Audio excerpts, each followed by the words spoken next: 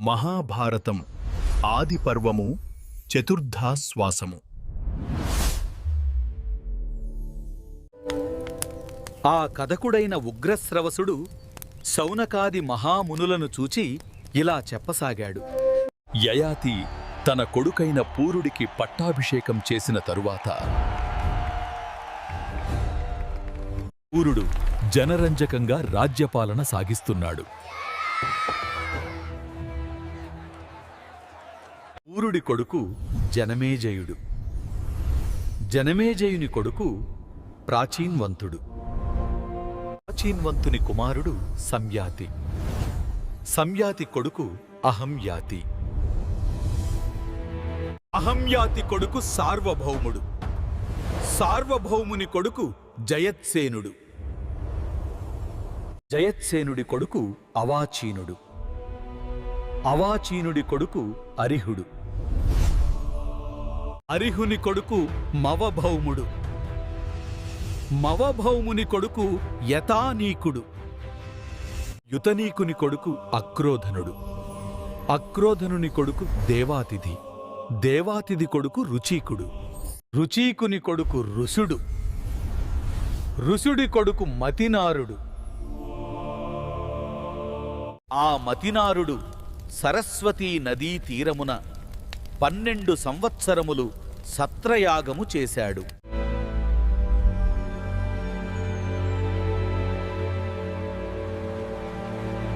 సరస్వతీ నది అతనిని తన భర్తగా చేసుకున్నది.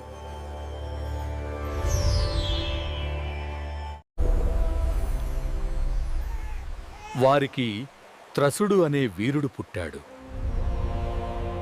త్రసుని కొడుకు ఇలీనుడు. ఇలీనుడి కొడుకు దుష్యంతుడు. దుష్యంతుడు చిన్నప్పటి నుండి అడవులలో తిరుగుతూ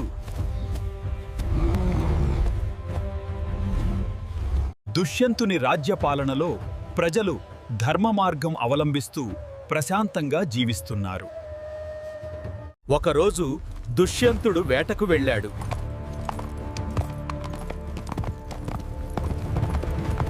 అలా వేటాడుతూ దుష్యంతుడు ఒక తపోవనానికి చేరుకున్నాడు. అది కణ్వాశ్రమము. కణ్వ మహారుషి తపస్సు చేసుకొనే ఆశ్రమము. ఆ ఆశ్రములో బద్ధశత్రువులైన సింహాలు, ఏనుగులు, ఎలుకలు, పిల్లులు సహజీవనం చేస్తుంటాయి. దుష్యంతుడు తన మంత్రులతో, నేను ఒంటరిగా వెళ్ళి కణ్వ మహామునిని దర్శించి వస్తాను, మీరు ఇక్కడే ఉండండి అని చెప్పాడు. అని చెప్పి ఒంటరిగా పాదచారిగా కణ్వాశ్రమానికి వెళ్ళాడు. కణ్వాశ్రమ సమీపంలో శకుంతల అనే పేరు కల ఒక అందమైన కన్యను దుష్యంతుడు చూచాడు. శకుంతల కూడా అతిలోక సుందరుడైన దుష్యంతుని చూచింది. అతనిని సాదరంగా ఆహ్వానించింది.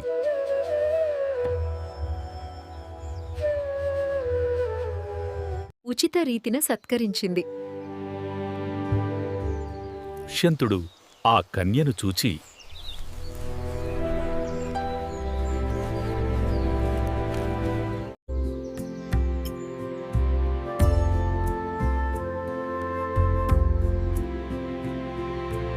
నా పేరు దుష్యంతుడు. ఈ దేశాన్ని ఏలే చక్రవర్తిని. వేట నిమిత్తము ఈ అడవికి వచ్చాను. కణ్వ మహారుషిని దర్శించుకుందామని ఇక్కడకు వచ్చాను. వారు ఇప్పుడే పండ్లు తెచ్చుటకు వెళ్లారు. ఇప్పుడే వస్తారు. బాలా, నీ తల్లిదండ్రులెవరు? ఇక్కడెందుకున్నావు? ప్రభూ, నేను కణ్వ మహారుషి కుమార్తెను. ఈమె మునికన్యక ఈతే. నా మనసు ఈమె మీదికి ఎందుకు లగ్నమైంది? కణ్వముని ఆజన్మ బ్రహ్మచారి. మరి ఆయనకు కూతురి ఎలా వచ్చింది? సన్యాసాశ్రమాన్ని పాటిస్తున్న కణ్వ మహామునికి నీవు కూతురు ఎలా అయినావు? మహారాజా, నాకునూ తెలియదు. ఒక్కరోజు ఒక మునీశ్వరుడు నా పుట్టు పూర్వోత్తరాల గురించి అడిగాడు. నా తండ్రి ఆ మునీశ్వరునికి చెప్పిన మాటలు నేను పిన్నాను. అది మీకు చెప్తాను, వినండి. ఒకసారి రాజర్షి అయిన విశ్వామిత్రుడు ఘోరమైన తపస్సు చేస్తున్నాడు. ఆ తపస్సుకు లోకములే కంపించాయి.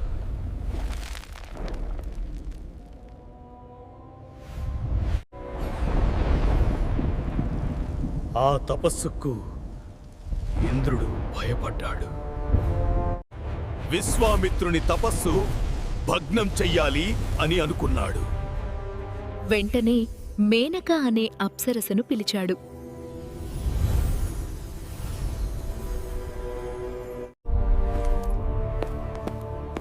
మేనక, నీవు ఎలాగైనా విశ్వామిత్రుని వద్దకు వెళ్ళాలి.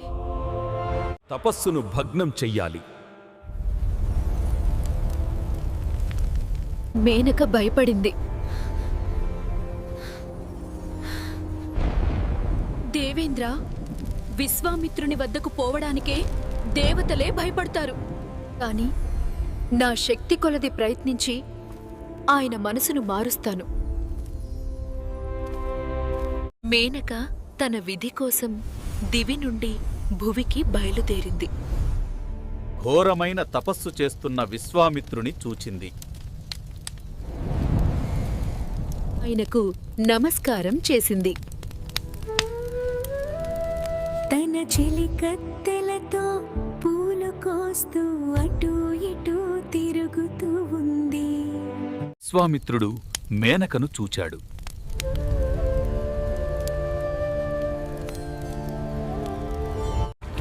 ఆయన మనస్సు చలించింది.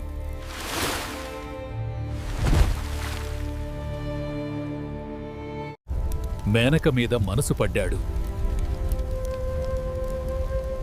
తపస్సు కట్టిపెట్టాడు.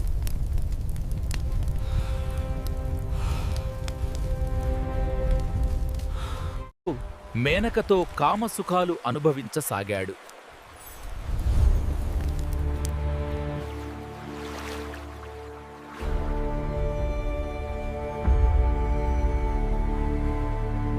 వారిద్దరికీ ఒక ఆడ శిశువు జన్మించింది.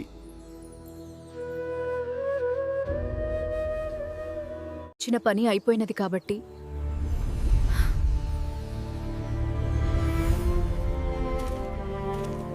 మేనక దేవలోకానికి వెళ్ళిపోయింది. విశ్వామిత్రుడు తిరిగి తపస్సు చెయ్యడానికి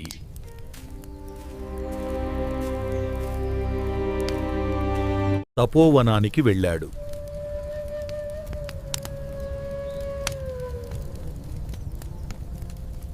ఆ పసిబిడ్డ మాత్రం ఏడుస్తూ ఆ ఇసుక తిన్నెల మీద ఉండిపోయింది. అప్పుడు నా తండ్రి కణ్వ మహర్షి తన శిష్యులతో అక్కడకు వెళ్ళారట. అక్కడ ఉన్న పక్షులు తమ రెక్కలను అడ్డంగా పెట్టి నీడ కల్పిస్తూ ఆ బిడ్డను కాపాడాయి. అప్పుడు నా తండ్రి కణ్వ మహర్షి తన శిష్యులతో అక్కడకు వెళ్ళారట. నదీ తీరంలో పక్షుల చేత రక్షింపబడుతున్న ఆ ఆడబిడ్డను చూచారట. ఆ బిడ్డను తీసుకొని ఆశ్రమానికి వచ్చారట.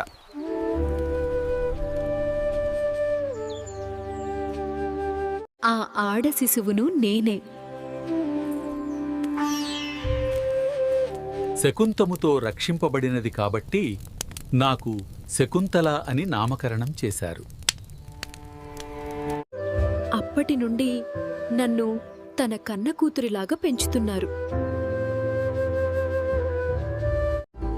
నేను వారిని నా తండ్రిలాగా ఆదరిస్తున్నాను అని చెప్పింది శకుంతల. శకుంతల తాను విశ్వామిత్రుని కూతురు అని చెప్పగానే దుష్యంతునకు ఆమె మీద మనసు కలిగింది.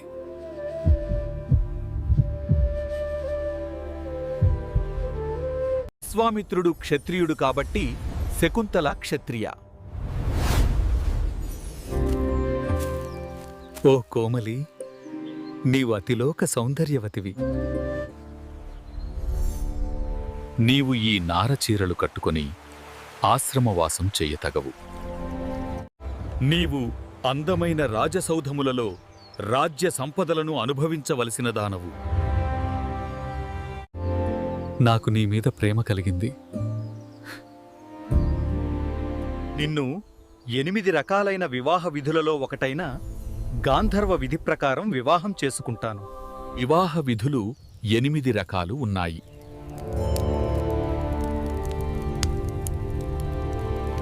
అవి బ్రాహ్మము, దైవము, ఆర్షము, గాంధర్వము.